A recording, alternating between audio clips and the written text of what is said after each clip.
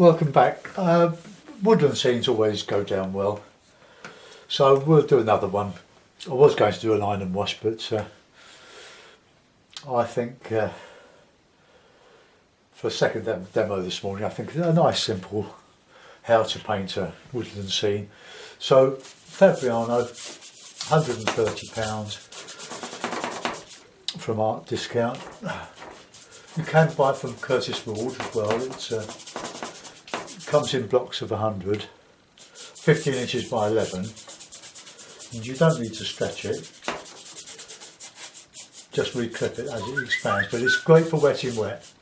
I say that all the time, but if you're viewing for the first time, wet in wet is a wonderful technique for softness, and you can get more definition as the paper dries. So we'll put in let's put a bit of blue in the background there, bluish sort of sky, and some bit of alizarin in too, just a blush and a bit of sienna.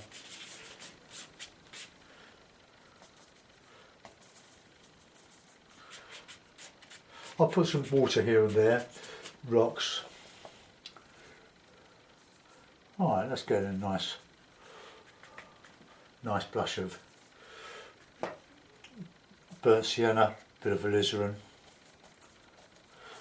My colours are quite loose, they're out of the tube.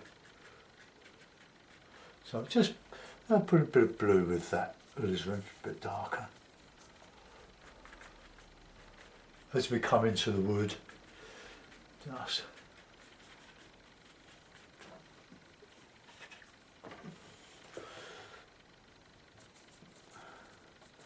the brush has split a bit, so we'll just bring it back together again. Let's just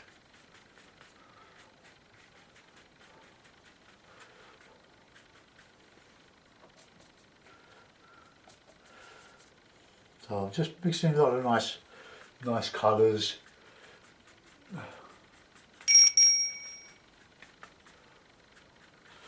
This is just background.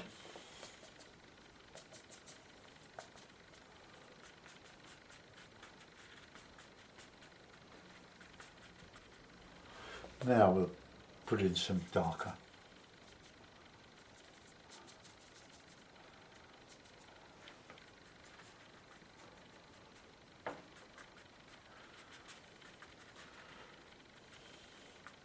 Right, while that's soaking in, I'll just reclip the paper and just stretch it, and with a finger just start lifting out some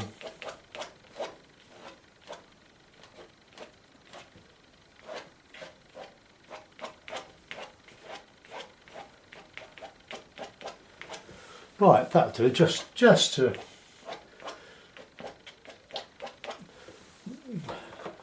we'll start just going into some heavier.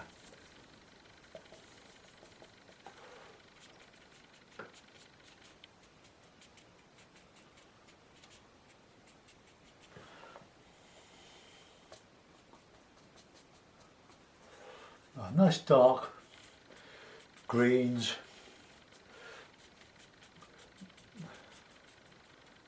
And we'll put some of that in there.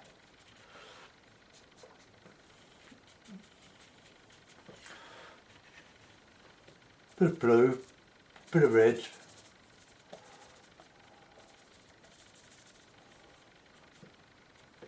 But I want it nice and loose. That's the paint, that is.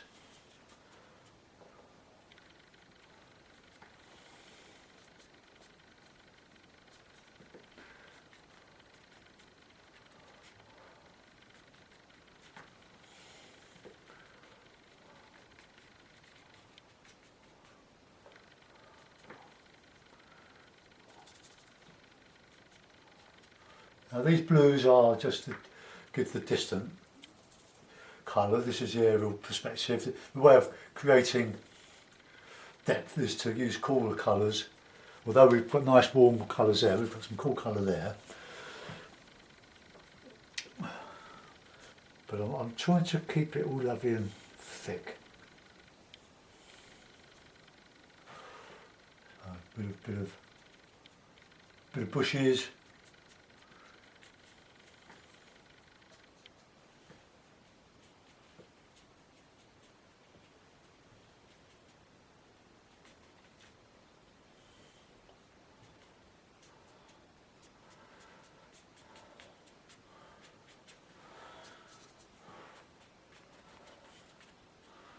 Okay, I just want to just strengthen up some of this. Look, this is all sloppy paint. It's absolutely gorgeous.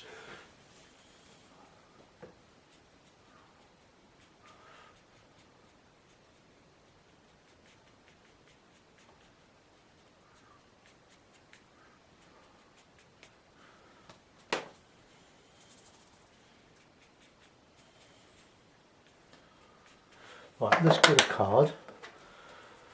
Oh, get the paper nice and flat. You see, it expands, but you can just stretch it. It's quite tough. Well, that's nice and flat now.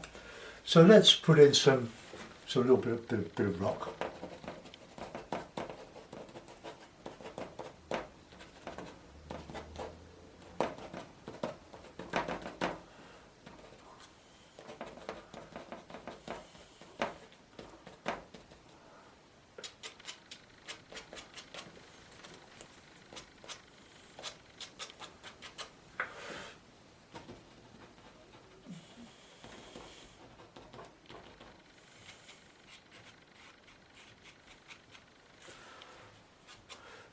So what we've got weak colours in the distance, and we've got these lovely colours in the foreground, nice and rich. Oh, I'm just dragging over there just to get some strength in this area here, but it needs to be on the warm side, so that's the burnt sienna, red, light red.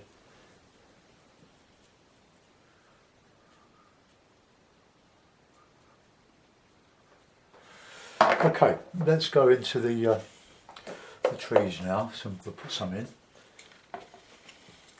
So greeny sort of colours. Let's have one coming up here. The Hake is a great brush for doing this. Was a great brush for doing everything. The last one I just did about half hour ago was done mostly with a mop.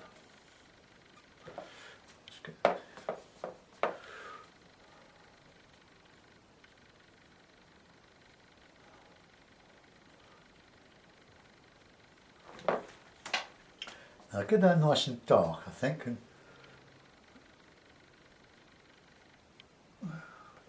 and then with the card we can sort of just scrape out in front and just scrape a bit out.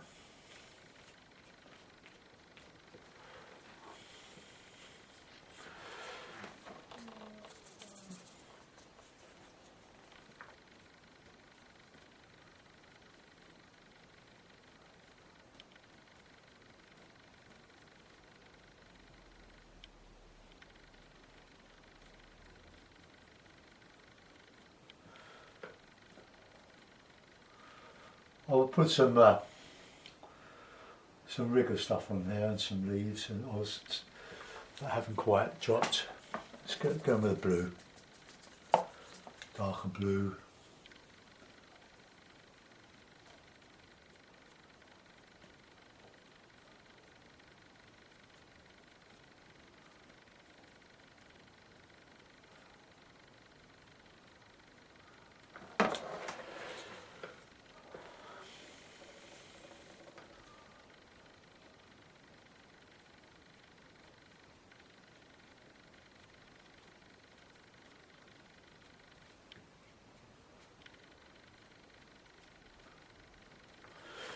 Okay, get your trees tapered nicely. Let's get one in here, just sort of going up here.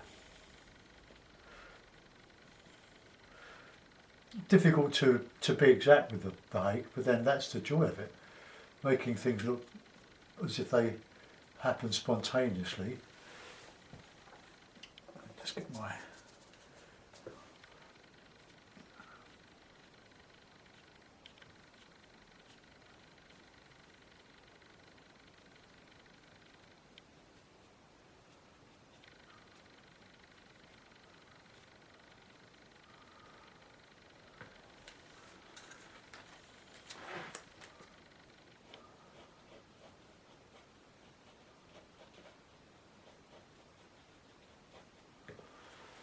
oh, bit of counter change there. Okay, we'll put in some on the other side here. Let's get one coming up from here.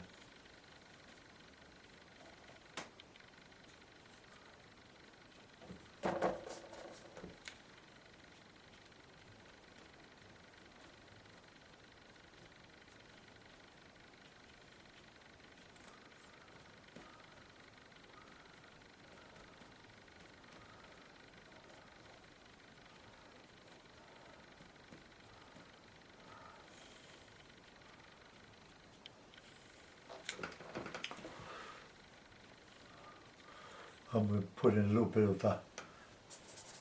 of reflection.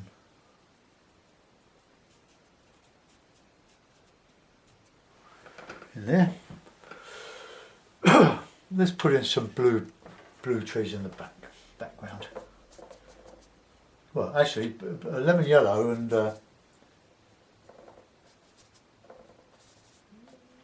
sienna, raw sienna is quite a good colour.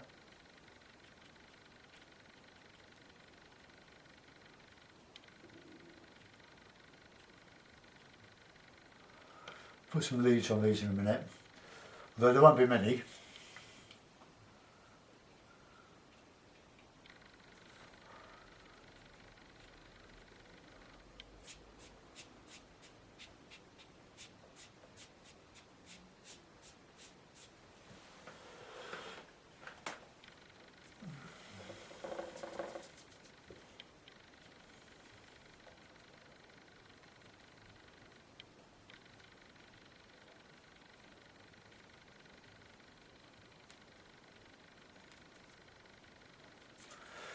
All very quick. There's just keep away from detail. Well, that's what I do anyway. Ron Ransom, who's the great instigator of this hake painting, it's detail. Don't get bogged down in it. You don't need a lot of exact detail, photographic details, for it to be a painting that has atmosphere and makes you think of beauty of the landscape. This is sort of an abstract, but forgot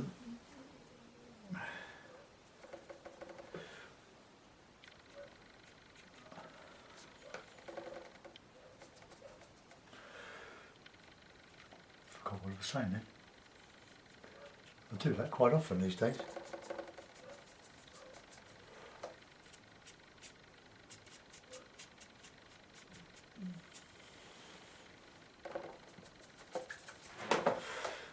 Just put in some of these autumny colours, very much autumn day today.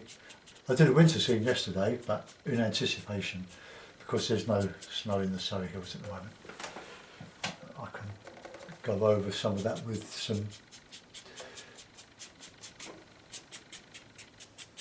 some leaves, some individual leaves. I'll do that in a second. I've nearly finished that. Right, now what you do now, oops, get the card up, is to dry the brush, or put some water on the palette first. Right, okay. Now, just dry the brush on a dry piece of cloth. Get it into loads of spiky bits, and then get it into some grey and colours and ochre. No, not ochre, sienna. I don't use ochre in watercolours, and just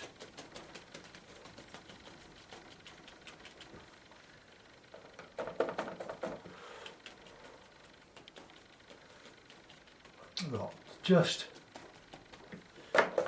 change the angle of the brush so that it's more random rather than giving patterns everywhere. and we'll have some green. So green, just ordinary Payne's grey and lemon yellow. Oh, and then just put some over the top. Or this one anyway.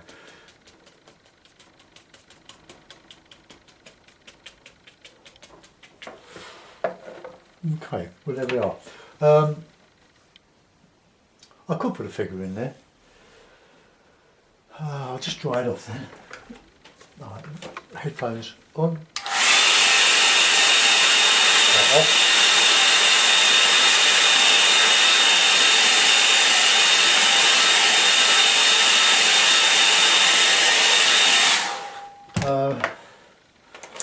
Look, I've got this lovely mop brush which I used in the last painting.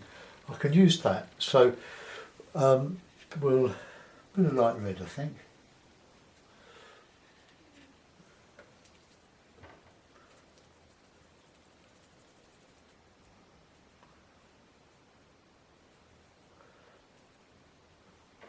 Use a cloth to take off the excess. So let's put a little bit of a face in.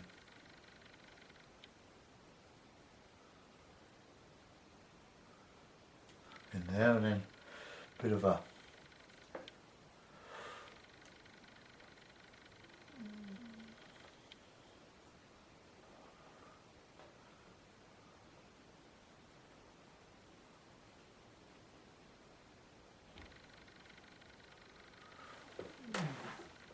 just standing on the edge there.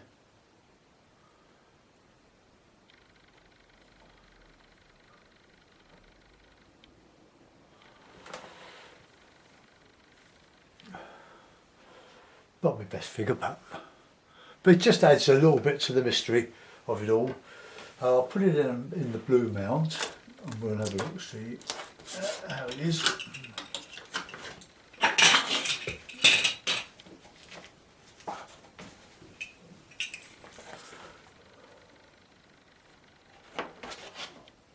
Okay.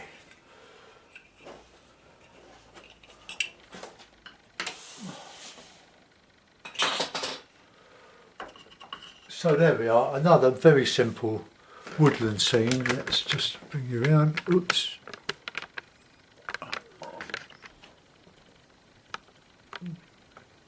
So there we are. That's quite nice, I think. It says it all. It's a good sketch. Some of this paint's gone a bit thick, but there's my palette. So to recap, I've used lots of different colours in the background. I've got a very gentle bluish tinted sky, bit of water showing reflections. That's how you show reflections, by putting what's above down below in the water but less distinct, and it just says reflection. Trees, very, very simply painted with the hake and then daubed in over the top with the hake broken up. So have a go at these sort of things yourself. You'll get more confident as you practice. Thanks for watching. I'll see you next week. Bye bye.